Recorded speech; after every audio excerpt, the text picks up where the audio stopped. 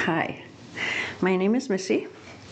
So I'm going to do a slightly different reading today. As you can see, we have kind of a bunch of decks here. I want to go ahead and talk about the decks that we have.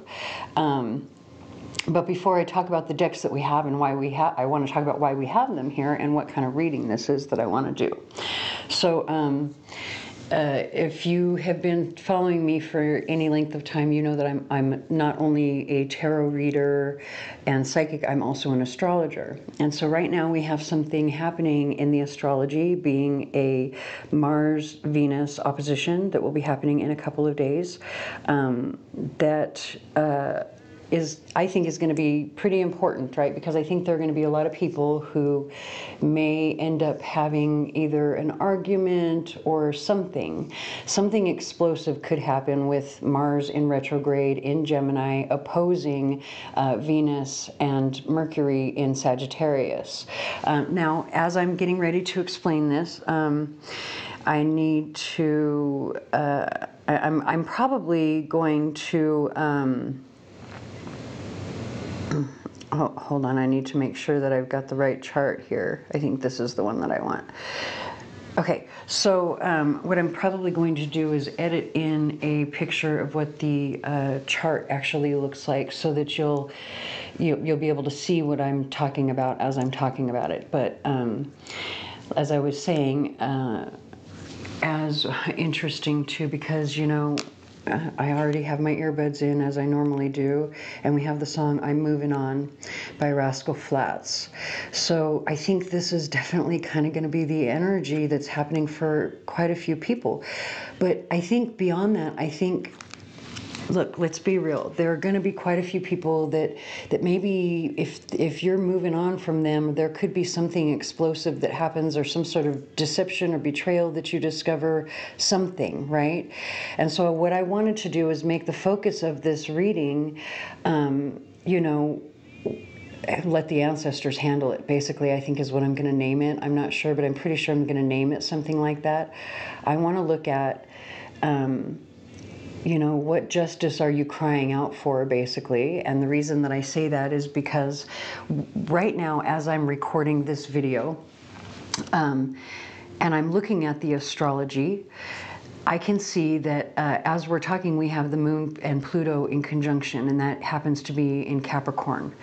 And it is opposing Pallas Athena. And Pallas Athena it carries the energy of, you know, standing up for yourself, fighting for your rights, fighting for the underdog, fighting for feminine issues as well. You know, and these can be, you know, with Moon-Pluto conjunction, these can be very deep traumatic issues where maybe you feel like you need justice for something that was deep and traumatic, and yet you can't do anything about it physically, right? Or maybe you know, I mean, you just can't do anything about it physically other than moving on, and allowing the ancestors to take care of it. So, you know, sometimes, let's be real about what it's like to be human. Sometimes, you know, what we need to move on is the assurance of what kind of justice will be collected on our behalf, right? Sometimes just knowing that there will be some sort of justice collected on our behalf is what helps us to move on. So even though this is a little bit of a dark subject, I feel like it's a necessary subject because I do feel that with the astrology, as I say, you know, I think it's the 30th that we're going to have the exact opposition between Mars, Venus, and Mercury. But right as I'm recording this right now, Venus is sitting at 14 degrees of Sagittarius, and Mercury is at 16 degrees of Sagittarius, while Mars is currently at 20 degrees of Gemini. So, you know, the energy is coming into aspect or into exact opposition, right? It's moving towards the aspect. So you could even be feeling that energy right now. You may have already had something happen you know, where maybe you exploded and lost your temper. We have the song Little Boy by Ashnikko, and it, just as I was saying that, part of the lyrics as she's saying is, little boy, who you think you're talking to? You know, so again, with Mars in Gemini, especially Mars in retrograde in Gemini, opposing Mercury in Sagittarius. Mercury is Gemini's ruler, so being in the house opposing him, you know, and opposing Mars, which is angry words, right? That means that obviously there's something that either you really truly believe, you know, to be right and true, right? This is what you believe to be, like according to your personal values, what is right and true, and yet there's probably someone opposing you. And it very well could be that this person that's opposing you believes that their side is on the right side as well. And in those situations, sometimes you can't do anything to get justice, right? Sometimes you have to walk away, you have to step back. But you know that there was some sort of something nefarious somewhere, right? And let your ancestors handle it. So let's talk about the decks that we have that we're going to use. Let me close out my screen so that I can now see what's on, what's being recorded. So we have a couple of new decks for me here. This one here, I already made some reels on Facebook with it, and I loved it so much that I knew the next set of readings that I wanted to post on YouTube, I knew I wanted to include it. And so this is Supernatural Join the Hunt Tarot deck and guidebook. It's just the expressions on their faces and just, you know, I was feeling a whole lot as I was using this particular deck here for the reels that well, actually, I don't think I've even posted any of the reels yet. I think today is going to be the first one. So, and one of them I post 3 reels per day. You know, I do that because you got to post every day when you're posting reels to keep the attention, right? So if I post 3, that means 3 signs each day are going to get a reading on Facebook. So there's going to be 3 probably posted by the time this particular video goes up on YouTube. So you might be able to go and check out those reels if you want. So that is the Supernatural Join the Hunt Tarot Deck and Guidebook. This is what the box looks like. It's a nice box. And I'm showing this because I don't know, actually I have to be really honest, I was just at the psychic fair in Carlsbad and I sold a bunch of decks and I haven't had a chance to go through my inventory to see if I even have any of these left. But I did have everything that well, almost everything with the exception of this one here, I have for sale, and I'm going to post it on my website as well. Because, you know, when I bought a deck for myself, I bought an extra one to sell just in case somebody else really liked it. Because I've had people ask me before when I was doing live readings on Facebook, you know, hey, do you sell decks? So I do sell. It's what I've always wanted to do, is sell decks so that I can see and find as many as possible, because I have a bit of an addiction, a bit of an obsession with tarot decks. I have so many of them, it's not even funny. But anyway, that's not even the point. So here's the book here. Oh, interesting. So that's not good. And you know, we got to be real, especially if I'm going to try to sell it or whatever. Now, I don't know if it's just this particular book or not, but anyway, I was going to say it was made very sturdy, but I don't know now. Anyway, this is what the book looks like. So yeah, just that there. I'm gonna have to be careful. I don't, to be honest with you, I don't typically read the books for my tarot decks when I'm using them. So this right here isn't gonna really bother me too much, but if you read your books a lot, it probably will bother you.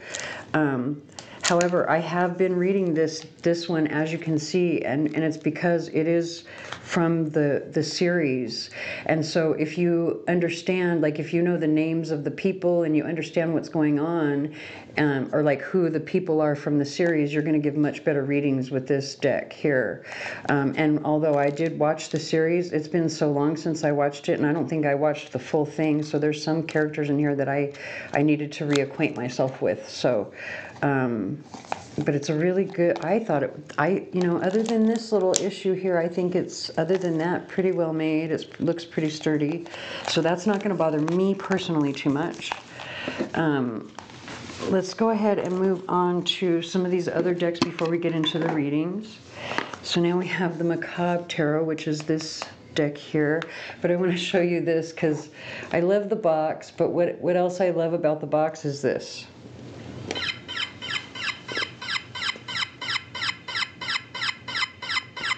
Oh wait, it's not doing it right now. It was like doing a squeaky hingy thing, and now it's not. Oh, there it is. Oh, it's messing up. Interesting. So I'm kind of disappointed with both of these now. I gotta say, like 2 or 3 times I've opened this thing and it had this squeaky hinge noise, and now I'm trying to do it to show everybody else and it doesn't. So you hear it? It's all jacked up now. Very disappointing. Very disappointing, because that was like the best feature about it, was the box and the fact that it made that noise. I mean, the cards themselves are really cute, but just for the extra price that I've got to be really honest, for the extra price that they're asking for this one, and look, I have an extra one to sell. I'm not going to lie. I don't know if I'm going to put it up or not, because I am a little disappointed at that, because that was the thing that I loved the most about this one, was the fact that it had that squeaky whatever, and I guess there's a battery right here where I can change it, but who wants to do that just to have their box keep squeaking? Anyway, so we'll put the box over there. Here's the cards, though. The cards are awesome. Aren't they perfect for our subject matter today? And to go with the supernatural deck. Like, you'll see them more in the reading, but the cards are just awesome. They've got gilding. They feel good in my hands. They shuffle well, because I was shuffling them a little bit, playing with them earlier. Then we have this deck here, which is the Vlad Dracula deck. Now, this is the deck that was the one that gave me the subject for this particular reading. I knew I wanted to use this deck in any reading. I didn't care what kind of reading it was, and it's just because of the images, the faces, like their expressions, all of it was giving me so much in the reels, right? So then I opened this one and started playing around with it, and I was like, oh, this is giving me ideas for a reading. So here's what the box looks like. It's got that in there. We have the book. Here's the back of the box. A nice book. Feels like it's made the same way as the other one. This one's a little less stiff. I think the reason the other one did that is because the cover and everything was kind of stiff, but the book is very nice. And the man who did this, he actually makes another deck that I think I have, which is the Angel Tarot, and then he makes the Occult Tarot or something, I think. But anyway, so he did a lot of research. I was reading this one as well, because again, when it's a theme like this, it really helps to know the different stories that are behind each of the things. Like, it can give you extra in the reading. Right now, I haven't had a chance to read this particular one too much, because as I was reading the introduction and the notes, and then I got to I think I got this far in right here, and I was like, oh my God, I've got an idea for a reading. So let's do it. And we're going to figure out I haven't used any of these 3 decks here at all in any readings yet. I have used these 2. I used this one at the fair in Carlsbad recently, but let me show you these cards real quick, and then we'll start getting into... Oh wait, I forgot to talk about the Lenormand. So this is another one that's new to me. I don't know if it's new on the market or not, but this is the Laura Tuan Lenormand Oracle. I don't know if I said that correctly. Another nice box, very sturdy, very well made, with a book that's, again, very well made. Oh, yeah. It's got, it tells you like the different positions, past, present, unexpected. It tells you all the different things. Again, this, I haven't really read it or anything. I'm getting ready to check out this deck here with you guys on camera as well. And I planned on just using well, this is an oracle deck, but I plan on using this as just an oracle deck with like just using one card. So anyway, here is the Vlad Dracula deck. Has little sayings at the bottom, which we're going to get into when we get into the reading. I really like this deck as well. Very, you know, the images are very illustrative. Okay, we have the song Last Resort by Papa Roach. So again, the music is really fitting with the theme so far. And then this is the Lenormand. Very pretty. Yeah, very pretty images so far. Okay. So let me go ahead and clear these out of the way. I don't know if we're going to get charms or not. We'll see how the reading goes. But what we are going to do is I'm going to start with the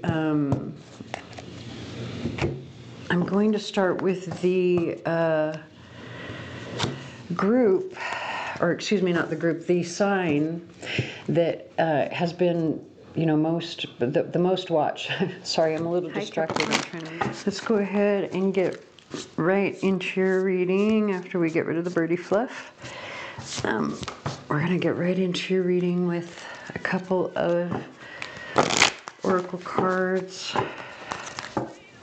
We'll look at what was the injustice that happened, who was involved, and how do the ancestors plan on handling it on your behalf before we finally end the reading with crystals that you can use to help you heal and move forward through this situation. So give me 1 second. We'll get your Lenormand, and then we'll get a oracle card.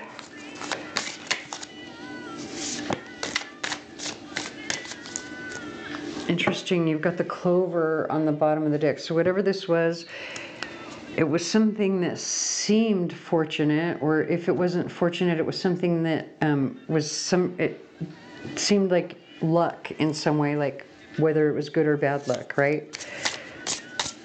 It's like fate almost, but that's not really the meaning of that card. That card is more about like sudden fortune, or, you know, it's something that happens very quickly and doesn't last very long. And look at, now we've got the cup. And with the cup this way, in the neutral position, it looks like it's being spilled. So there's something where you think you have bad luck, probably in love, because the cup, right? That's emotional energy. Okay. So if it's not in love, this is like bad luck in all of your relationships. Like you just don't have any faith in relationships at all with these two cards coming out. Like something happened to break your faith in relationships, or maybe even just break your faith in humanity altogether, because the dog is the card of like your best friend, loyalty, right?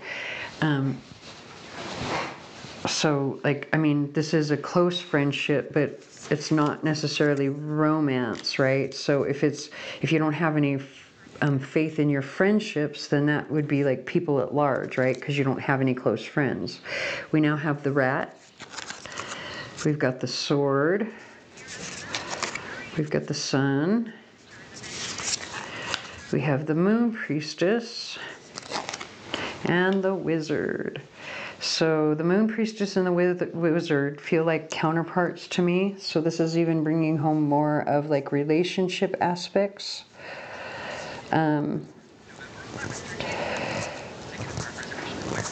with the rat, the sword, and the sun, the way that it's lined up like that, the sun is in the upright, but the rat and the sword are in the neutral. But I feel like with the rat and the sword, it's like somebody betrayed you, or maybe multiple people have betrayed you, and you're just tired, is what this energy is saying. Like, I'm just tired, because the sun is literally laying down here.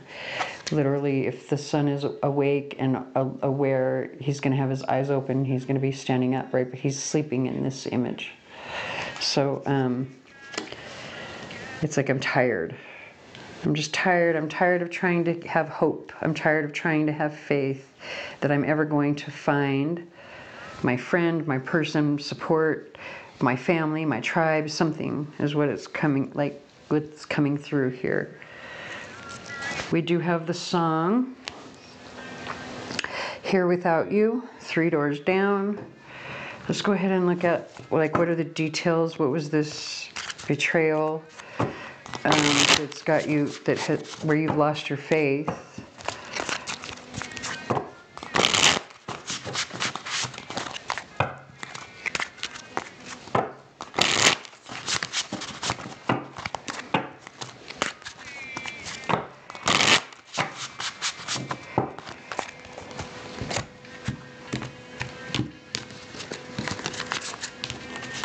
Okay.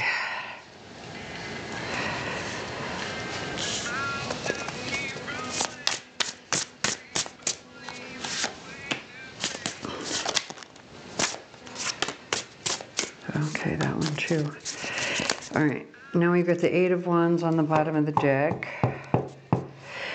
So the 8 of Wands is like a lot of passionate communication, right? Ooh, the Haunting of Cups with the Tower. I think you gave your heart to someone. You were very passionate about it.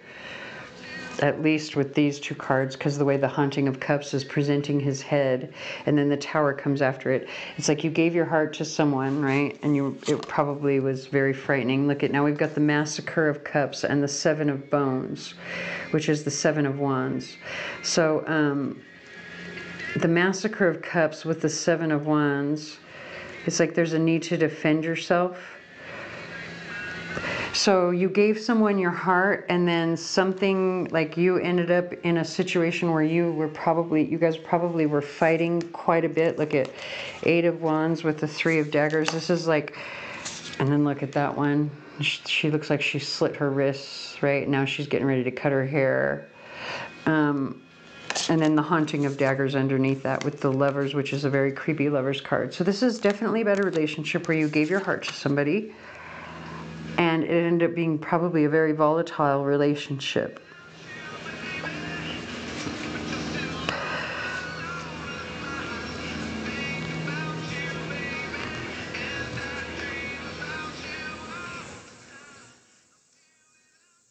Very volatile with the Tower. And I feel like, I don't know if it was like an ending or not, to be honest with you. I'm not sure if it did end. I don't know if it's like a complete end, to be honest. I feel like, I have to be honest, I feel like you're saying, like, but I love someone, and yet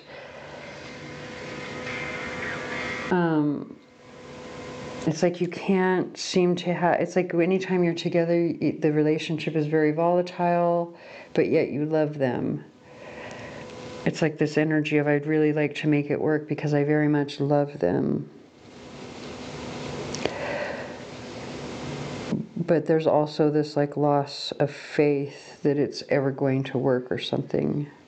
It's like this injustice of, why would I, like, why do I have to love this person? Especially with the song, we have the song, It Just Started too, as I said that. And it's 1:11 p.m. as I say it, but it's Ghost of Mine, and she's talking about, let's see, well, you know what, it almost never gives her lyrics. Oh, no, this time it did. It says, I left a message on your phone. You never called me. I know I should leave you alone. It's not likely. Found myself walking down your street. Why did you never notice me? Empty picture frames on the wall. I see your face. I keep my front door unlocked just in case. So, yeah. This is, it could either be unrequited love but I don't think that's what it is, really. I think this is a situation where it's just a very volatile relationship, and you are questioning, like, why did your heart have to betray you in this way? That this is the person that you're in love with, like the injustice of it all, right? Why can't you just find someone else to love is almost kind of what I hear, like what somebody would be lamenting, right? Like, why does it have to be this person who's so XYZ? Whether that's because they just don't notice you or because everything is very volatile. I think more than anything it's very volatile, though, with these two cards here.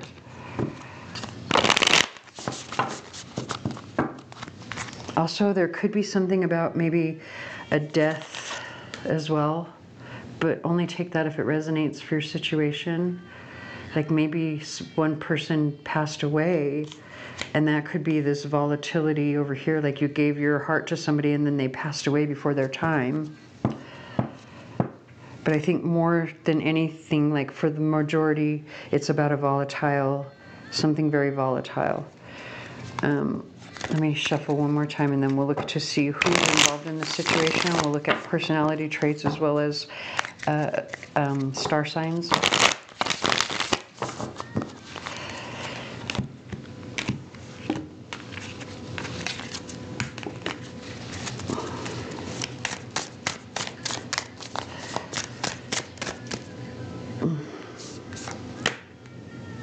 Get that one too. All right, so now we've got the Ace of Cups. Whoever this person is, very emotional with this Ace of Cups, but it's like pain, like they're not just like sentimental kind of emotional, right? This is painful. Like they're probably depressed. One person is at least depressed, sad, very emotional, very sensitive. We have the High Priestess. So this can be either Pisces or Gemini energy. Very intuitive, again, very sensitive, psychic, wise, receptive, feminine. Now we've got the Five of Cups. So again, more of this like sad, depressed energy. This energy of I'm so focused on what I've lost that I'm not paying attention to the good things that I have in my life right now. It's like the depression is taking over. Now we've got the Three of Cups. This person could probably be a drinker. With the Queen of Wands, if they're not a drinker, they have a lot of friends, or they like to go out with friends a lot. They like to, you know, they have outings more often than not. They don't stay at home very often. Now we have the Queen of Wands, or the Queen of Blades, although I was seeing it as the Queen of Wands, so I'm going to read it for both. So the Queen of Wands would be someone who's very attractive, charismatic, fun-loving, happy. And then the Queen of Swords is going to be very intellectual, wise, and she's not afraid to say the hard things, right? Like she's got a sharp tongue. She's kind of blunt as well. And then we have the Six of Wands, which is fire energy. But the Six of Wands is like, it's like, it really, when you look at traditional Rider-Waite, you see a hero coming home, or like a knight coming home, a hero after a war, right? And with the computer that's here, there feels like there's some sort of like internet hacking. Doesn't have to be hacking, but it's like internet, like they're tech savvy, right? Come on. Probably also very popular because it's the Six of Wands and there's recognition attached to it. Oh, come on, focus. There we go. So they might be popular, and it's more fire energy coming through. So we have fire, air. So this could be Aquarius. And here we have Pisces and Gemini.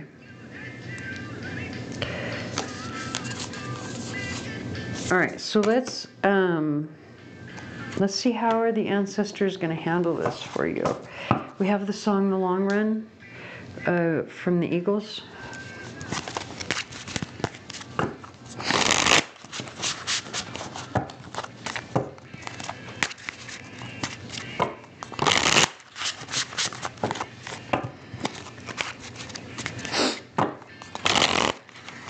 You know, it feels like Gemini energy coming through with this card because of that computer there, even though that is supposed to be fire energy.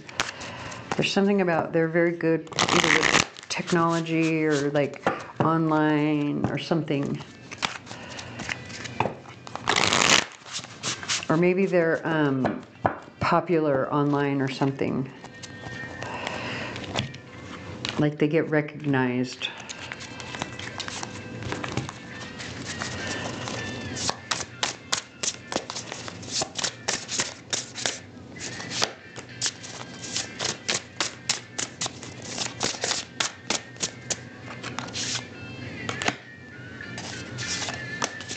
Okay, so we've got the High Priestess again.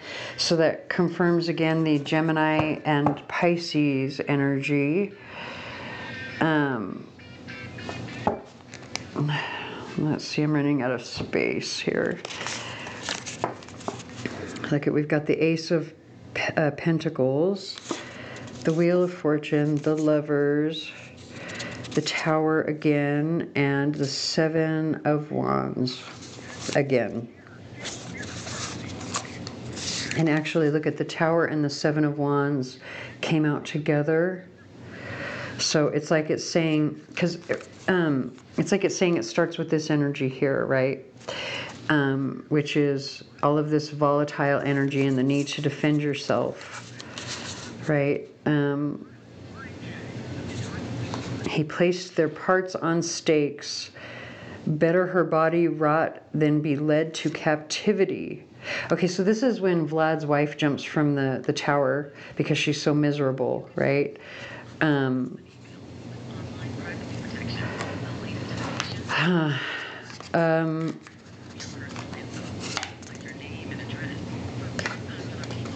The Lovers, the Wheel of Fortune, and then the Ace of Coins. It's like if this is a relationship and one person jumps ship or whatever, like one person's, this is really the energy of having to defend yourself. It's all volatile. Like one person is so miserable, they would rather jump than stay or something, right? But then I think that leads to an ending, especially with this, that like, because the story behind that is that his wife was miserable and she jumped. Although, let me get the actual details. Hold on. The Tower. I'm actually going to pause the video and I'll come right back.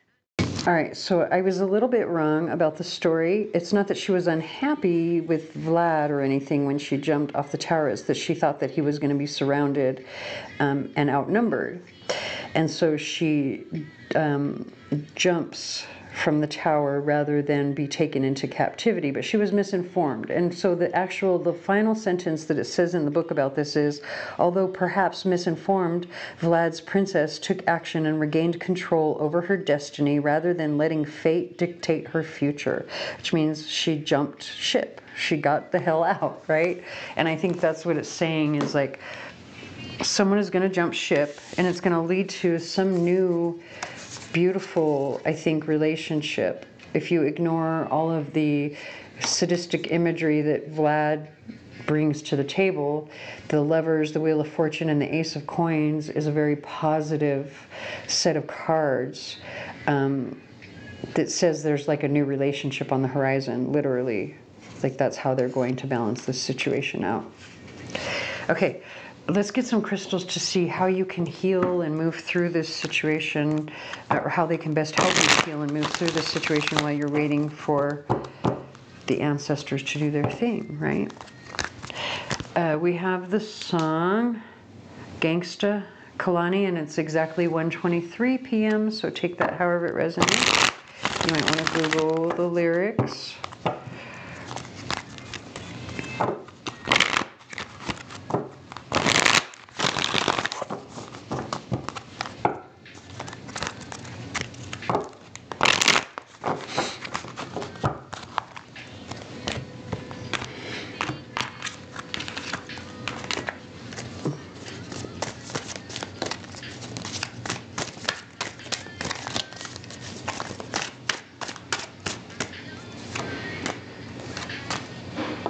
Actually, I feel like it's just those three. So we've got rhodonite. So you should just carry this one for patience, right? Just carry it with you. You can take it out, hold it in your hand to remind you, rub it, whatever you need to for patience. Interesting combination. Black coral, pearl, and apatite. We've got purity, foresight, and light in the darkness.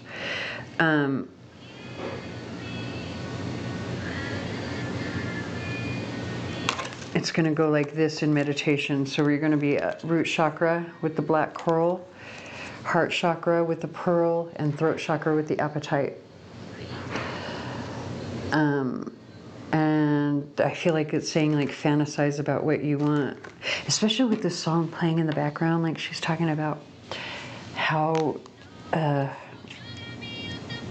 hold on. It says, I need a gangster to love me better than all the others do, to always forgive me, ride or die with me. That's just what gangsters do.